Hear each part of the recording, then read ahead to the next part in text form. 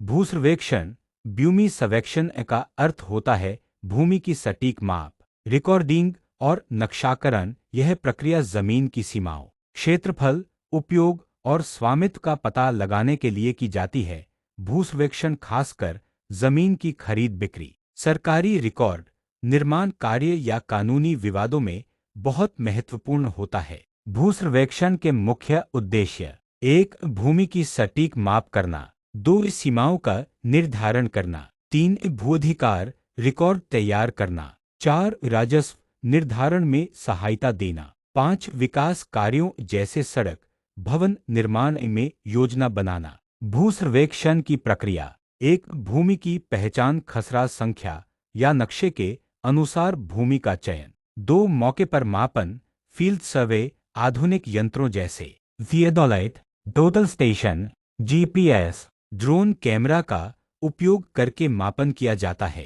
3. सीमांकन, boundary marking, जमीन की सीमाओं को चिन्हित करना। 4. डाटा संग्रहण, क्षेत्रफल, दिशा, स्थिति आदि की जानकारी एकत्र करना।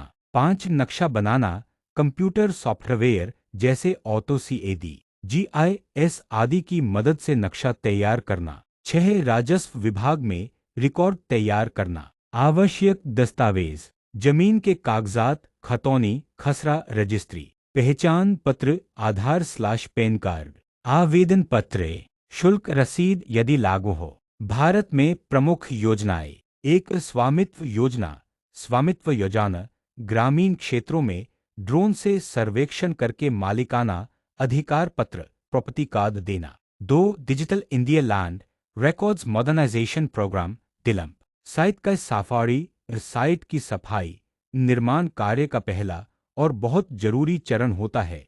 इसका उद्देश्य यह सुनिश्चित करना है कि निर्माण स्थल पर काम सुरक्षित, व्यवस्थित और सुचारू रूप से हो सके।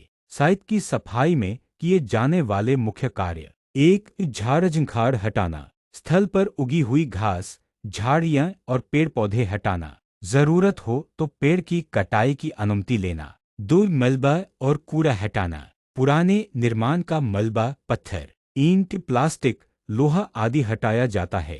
3. जमीन को समतल करना, लेवलिंग, जमीन को समतल और मजबूत बनाना ताकि निर्माण की शुरुआत की जा सके। आवश्यकता अनुसार मिट्टी डालना या हटाना। 4. पत्थर या अनावश्यक सामग्री हटाना, जमीन में दबे बड़े पत्थर या अनचाही चीजें हटाई जाती हैं। 5. जल निकासी की व्यवस्था, बारिश या पानी के जमाव को रोकने के लिए निकासी की अस्थायी व्यवस्था। 6. चिन्हांकन, मार्किंग, निर्माण क्षेत्र को चिह्नित करना ताकि स्पष्ट हो कि कहां-कहां निर्माण होना है। 7. सुरक्षा उपाय, साइट के चारों ओर अस्थायी घेराबंदी जैसे टीन की चादरों या जाली से करना। चेतावनी बोर्ड लगाना, construction work in progress etcetera, पूर्णविराम। उपयोगी उपकरण, फावड़ा, कुदाल, ट्रॉली, जेसीबी यदि जरूरी हो। झाड़ू, बांस, रस्सी, मजदूर, लेबर और सुपरवाइजर की आवश्यकता।